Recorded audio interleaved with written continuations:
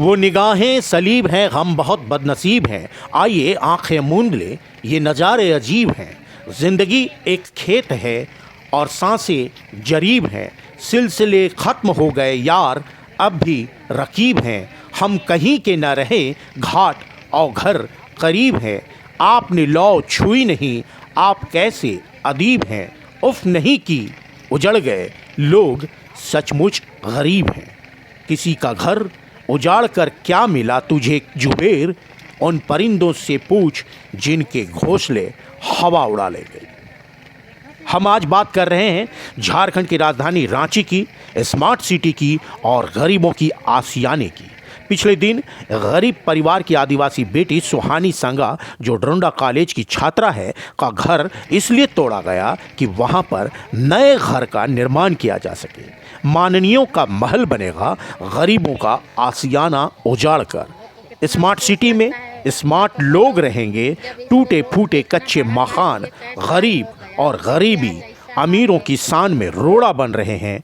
विकास की लकीर खींची जा रही है विनाश की बुनियाद पर। घर के साथ साथ बड़े बड़े वृक्ष भी काटे जा रहे हैं, जड़ से उखाड़े जा रहे हैं।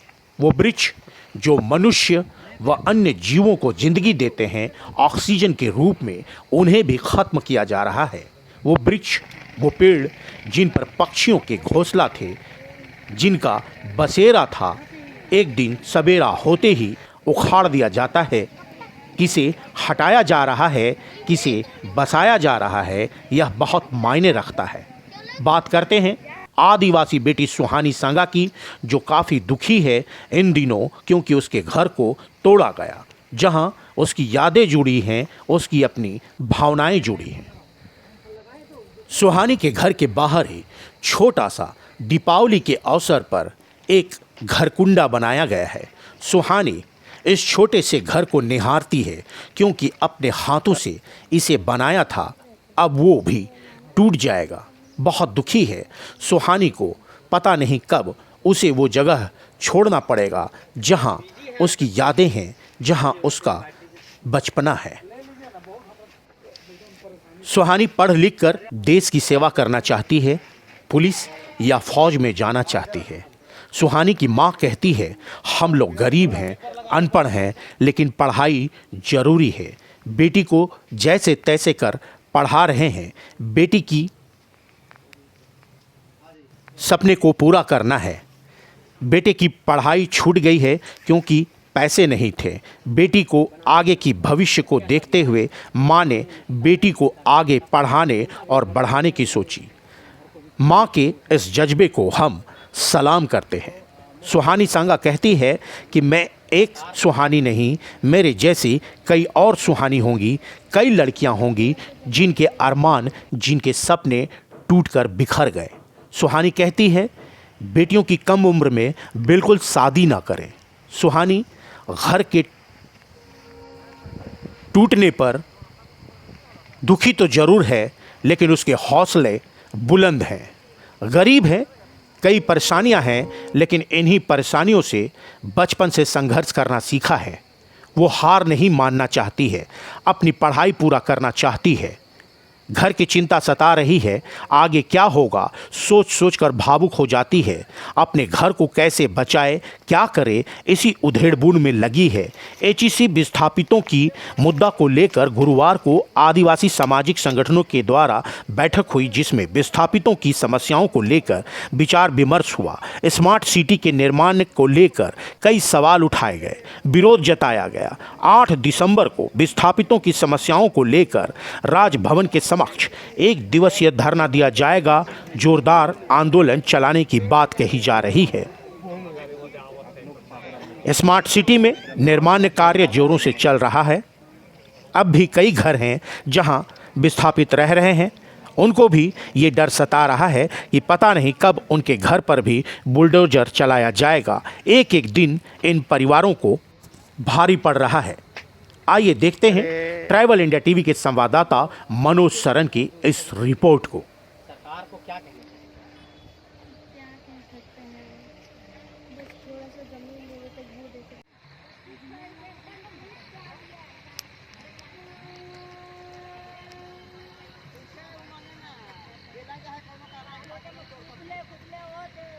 ये कि ये जो घर है, दीपावली के घर, इसको किसने बनाया? हम और मेरे मम्मी पापा और मेरे भाई। तो बनाते वक्त क्या मन में आ रहा था आपका कि किस तरह से बनाना है, कैसा बनाना है, क्या क्या लग रहा था इस घर को बना के? एक बार बनाया था तो अच्छा नहीं बना था, फिर मम्मी का सहयोग से हम लोग बहुत प्यार से बनाए हैं इसको। फिर हम लोग बनाए, मेरा भाई भी बहुत हेल्प किया। मेरा भाई का ही इच्छा था कि ये घर बने, दीपावली घर बने। वो ही सबसे पहले बोला मम्मी हमको घर बनाना है, दीपावली घर बनाना है हमको, ऐसे मतलब बोल रहा था, जिद कर रहा था। तो मेरी मम्मी उसके बाद मिट्टी उट्टी लाई, ईटा उटा लाई, उसके बाद बनाई। हम लोग सब कुछ सहयोग किए दीपावली का घर बनाने के लिए। तो अब ये चूंकि दीपावली का घर आप लोगों ने मिलकर बनाया, बहुत सोच समझ कर बनाया। एक बार बनाया, अच्छा नहीं बना तो तोड़ दिए, लेकिन ये बनाए आपने अपनी पसंद से। अगर इसको हम अभी तोड़ देंगे तो कैसा लगेगा आपको? बहुत ख़राब लगेगा, क्योंकि घर भी हम लोग एक बार सोच के ही बनाते हैं, वो भी टूट जाएगा तो वो भी ख़राब लगेगा। वैसे ही ये भी घर हम लोग अच्छे से बनाए, इसको भी तोड़ देंगे तो ख़राब ही लगेगा। क्या कहना चाहेंगे यहाँ की सरकार से? हम यही कहना चाहेंगे कि हम लोग यहीं रहना चाहते हैं और यहीं ही रहेंगे। अब इसका हम लोग भी स्थापित है, अब हम लोग को यहीं रहना है, अब हम लोग कहीं नहीं जाएंगे। हानी, ये बताइए कि किस तरह से आपके घर को तोड़ा गया, उस वक्त आप कहाँ थी?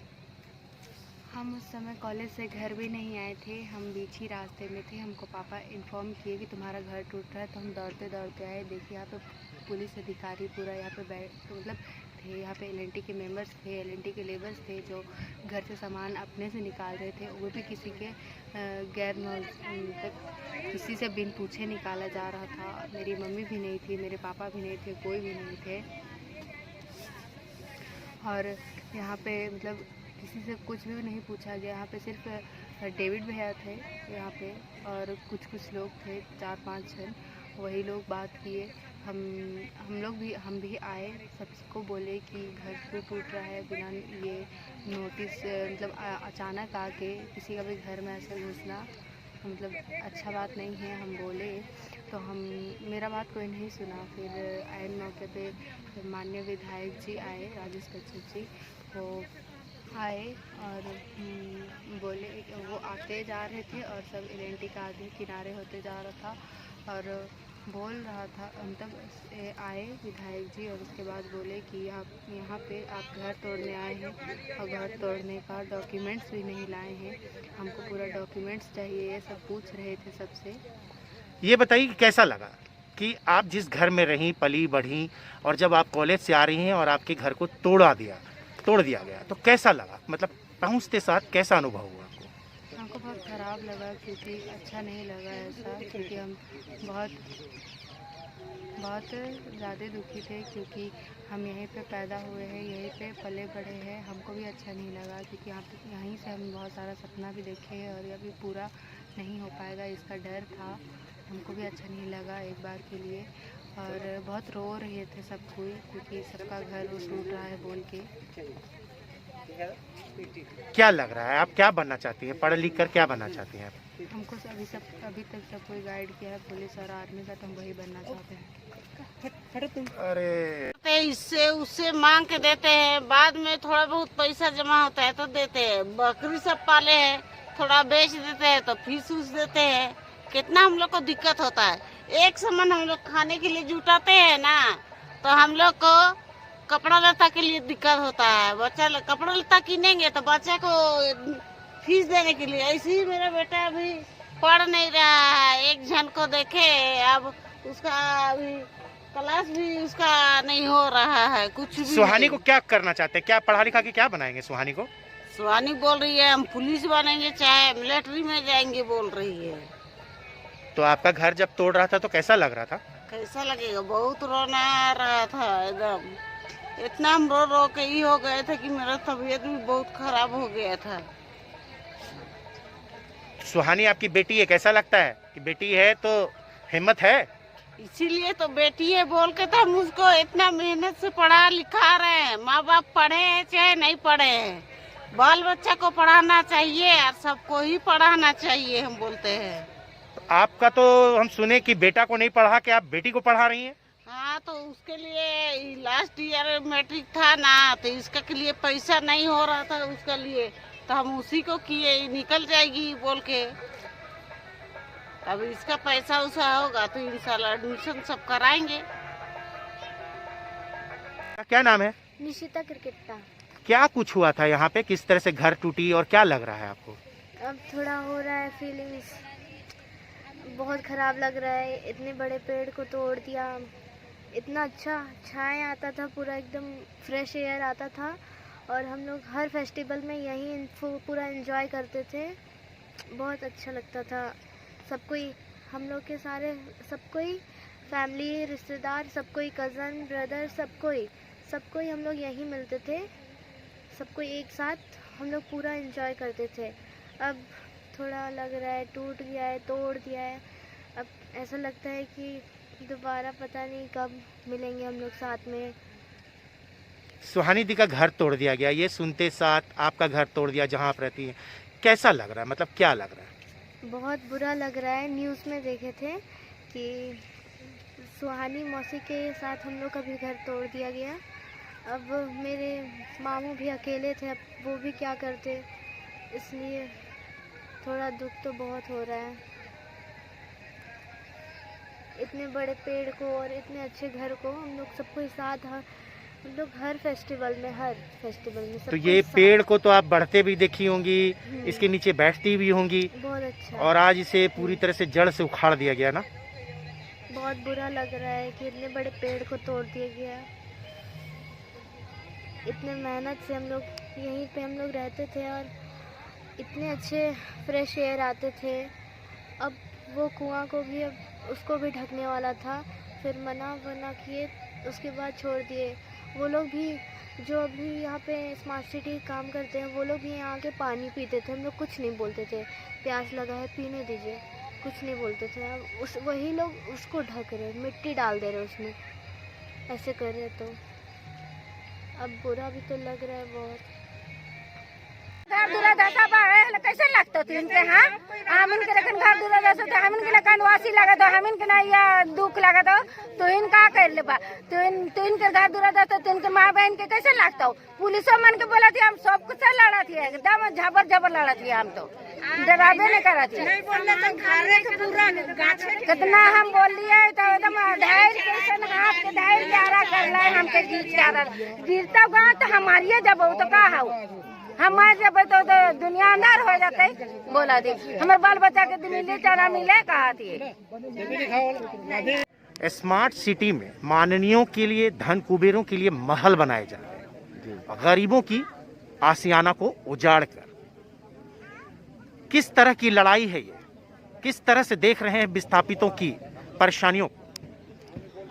देखिए, सबसे पहले तो मैं तो आपको स्पष्ट रूप से बता देना चाहता हूं, जो भी योजना और जो भी यहाँ पर किसी प्रकार का नियम बनता है तो सिर्फ और सिर्फ पूंजीपतियों के लिए बनता है, गरीबों के लिए नहीं बनता है। और जिसके जमीन पर, जिसके धरती पे, जिसके आज जमीन पर लोग जोत कोड़ के इस जमीन को, जगह को काट के बनाए जंगल को, और इस जगह को आज विस्थापित यहाँ पर जो ग्रामीण हो रहे हैं, चाहे वो आदिवासी हो या फिर मूलवासी हो, आज उसको नजरअंदाज किए हुए आज यहाँ पर स्मार्ट सिटी बनाया जा रहा है।